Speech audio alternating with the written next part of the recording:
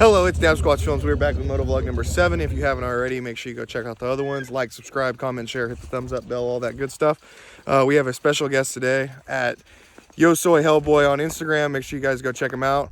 Yeah, we're out here in the middle of Mexico, nowhere. So we're going to do some wheelies today, check out his bagger, and yeah, get to know him a little bit better. So here we go. You did good,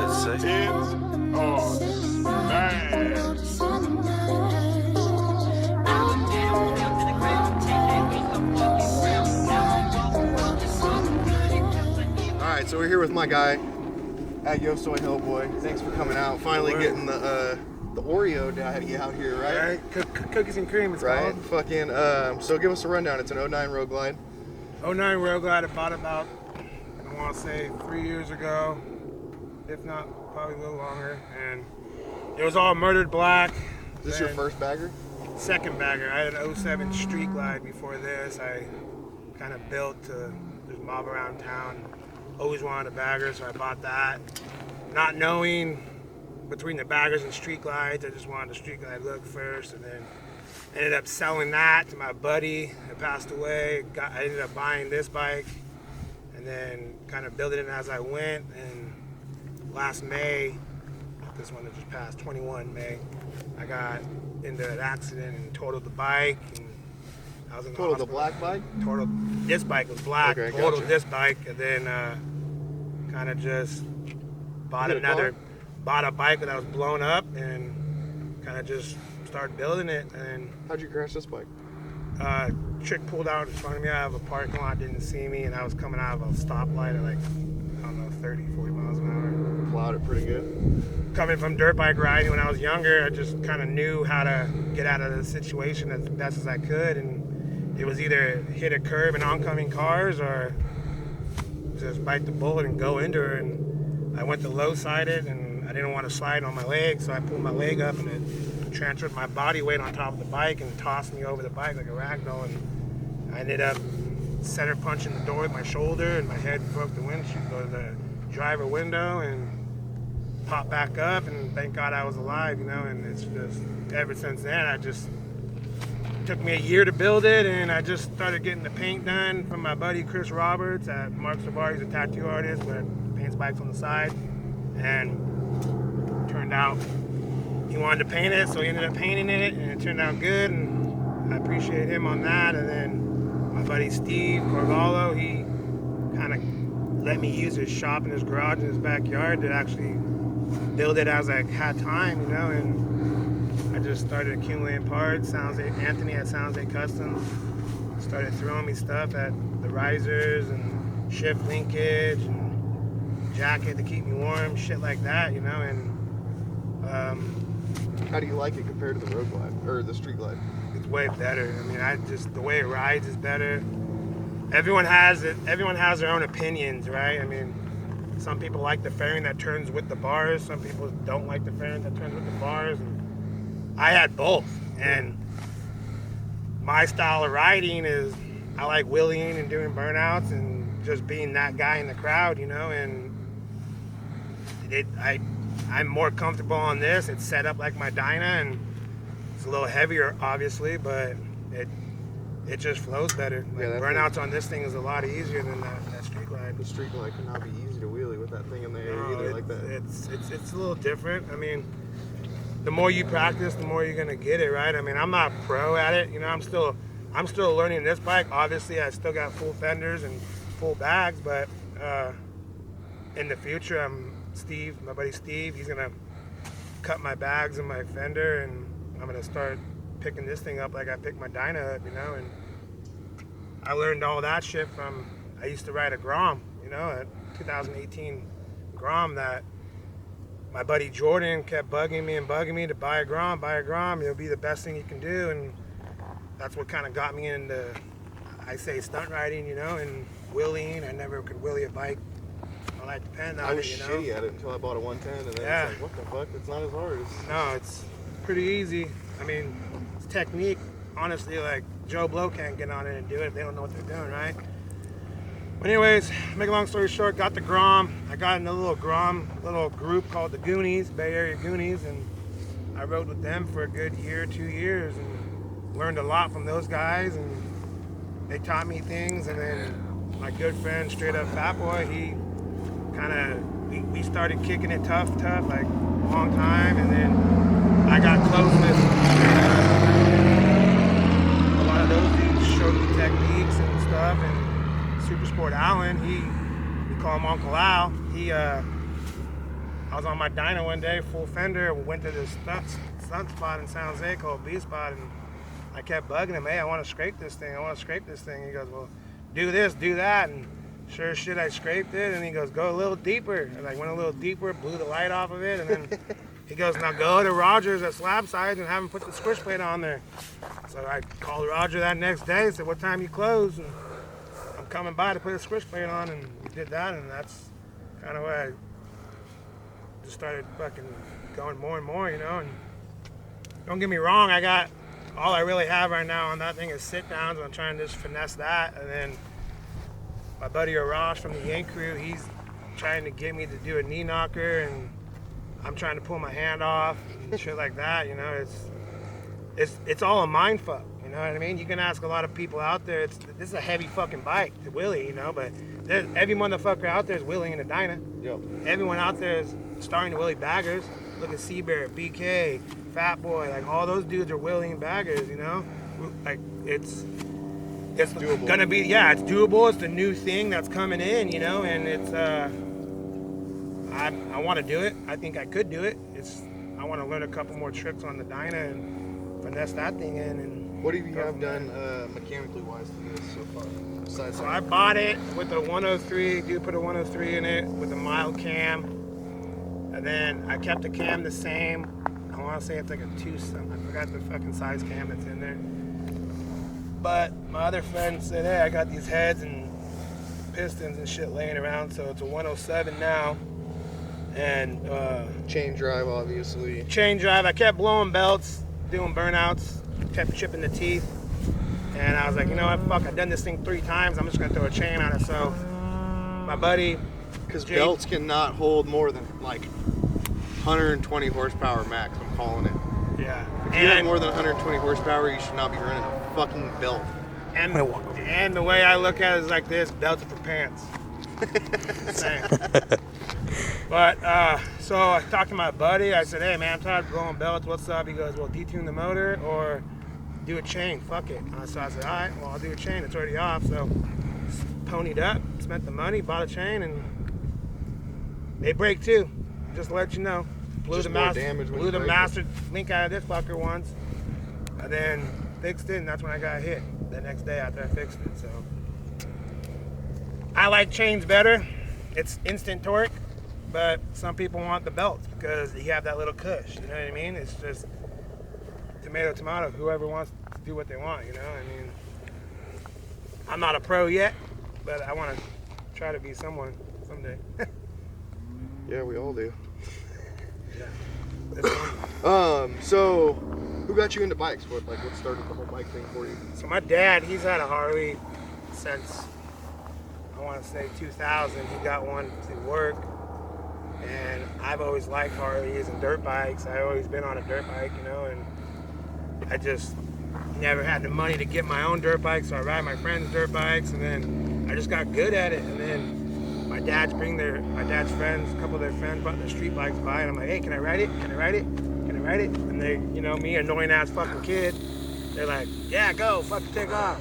Thinking I ride my dad's bike all the time, which my dad never let me ride his bike until I was old enough to get my license, you know, and then I take off on their street bikes, their Harleys, and then fucking, I just love it, dude. And then my dad got his Fat Boy. He has an 2000 Fat Boy on spokes, and he ended up telling me, hey, you go get your permit, I'll let you ride it. So I went down the next day and fucking got my permit and took off on that thing, rode that when he wasn't riding it, put hella miles on it. My brother did too, and then ponied up and bought my own bike. I bought a Sportster, my first bike, and then sold that, and then... How do you like the Sportster? At that time, I was like, I want more power because I wanted to go fast. Yeah. I wasn't into stunt riding and wheelie, and I wanted to go haul ass. Hence why my Dyna had a big motor in it. That thing was pumped up because I wanted to haul ass, and then I started wheeling and started blowing fucking head gaskets and blowing the motor, and it's not used to being at 12, you know. And So that being said, I had a 92 Toyota pickup truck that got wrecked, and I fixed it, and then worked for a transmission shop, and that guy had an 01 Dyna sitting in the back 90. And I'm like, what are you doing with that bike? He goes, I don't know, fuck, I don't know, blah, blah, blah. So I was like, I'll trade you the truck for that bike. And he goes, okay. So I traded him the truck, worked for free basically, and got that bike and started just going ham, started building it little by little, painting it. I had a rattle can paint job on there for fucking years, done in my kitchen with the oven. My dad's homie painted it. And then my other dad's friend, I've known him my whole life, I call him my Uncle Rob, he ended up saying, hey, I'll paint your Dyna. So he ended up painting my Dyna. We just kept close, tight knit, and that's kind of got bikes and just kept riding, man, and got better and better, and surround myself by people that are fucking good at riding to make me good, you know, not just Harleys, just dirt bikes and everything, you know, and Yeah.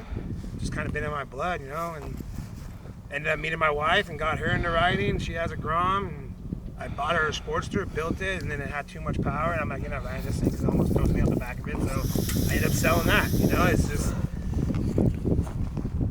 it's always gonna be in my blood, you know, and Yeah. her mom fucking doesn't like it, but I try to please her and not ride around her mom and stuff, you know. And the accident was a big wake-up call for me because I used to haul ass everywhere I go, like 100 miles an hour everywhere, and if I was going 100 miles an hour that day, I wouldn't be standing here talking to you guys, you know what I mean? It's like kind of a fucked up thing to say, and the wake-up call, but it happens. It's gonna happen. Yeah. There's the ones that are going down and the ones that have been down, man, and that day was the day I fucking went down, and it woke me up. It took me a month and a half to get back on the bike, man, and I went to True Performance's grand opening with Straight Up, and I told Fat Boy when we left my house, I'm like, hey, just keep an eye on me, man, because if I start panicking, I'm gonna pull off and go back home. He goes, all right, and made it there, did a couple wheelies on the Sporty, and it's just in my blood, man. I'm not gonna stop. Yeah. No, there's nothing that'll keep us off these fucking things. Nah, fuck no. So yeah, we'll let's get some video of you riding this thing. Whatever. Hit it. Happen. Before we get started, is any sponsors you want to shout out real quick? Yeah, I mean, and not really sponsored yet, but Elusive Eyewear has been taking good care of me, getting all my glasses and sweatshirts and stuff through them, and you know, there's an event December 3rd over at Tracy. It's a pit bike thing, and he's gonna be out there selling his gear and all his stuff. So Come out December 3rd, West Coast Pity Committee having correct. a pit bike palooza, wheelies, Harleys, stunt all the show. good stuff, pit Yeah. bike races, crashes, everything.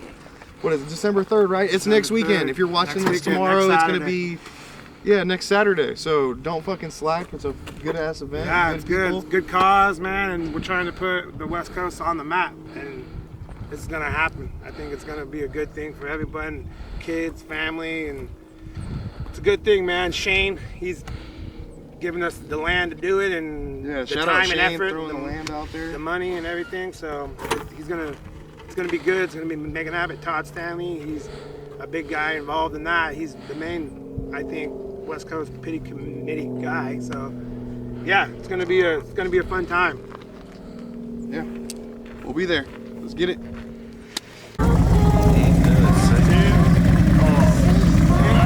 Dig deep, my boy. Dig deep.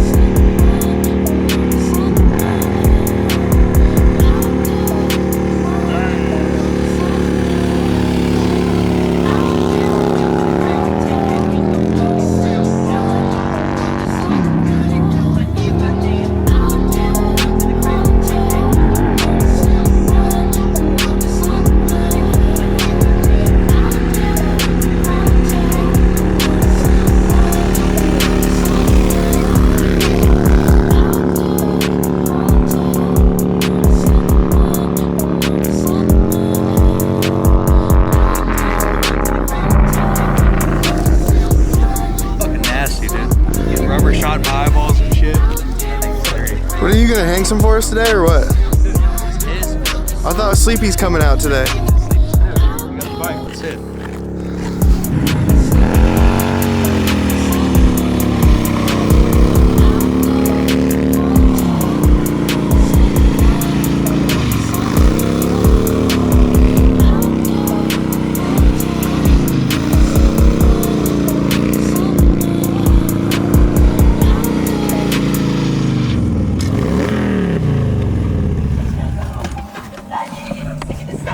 Got it? That's the name of the game, baby. Name of the game.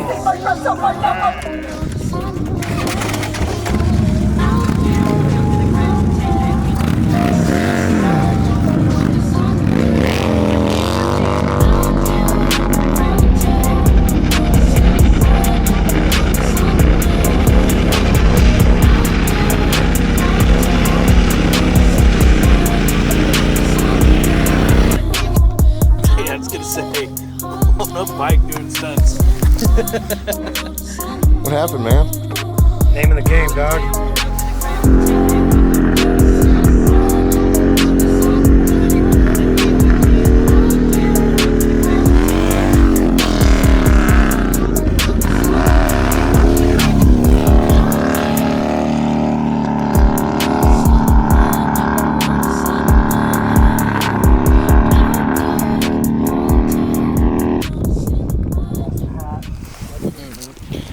So that's going to be the end of this one. If you haven't already, make sure you go like, subscribe, comment, share, hit the thumbs up bell, all that good stuff.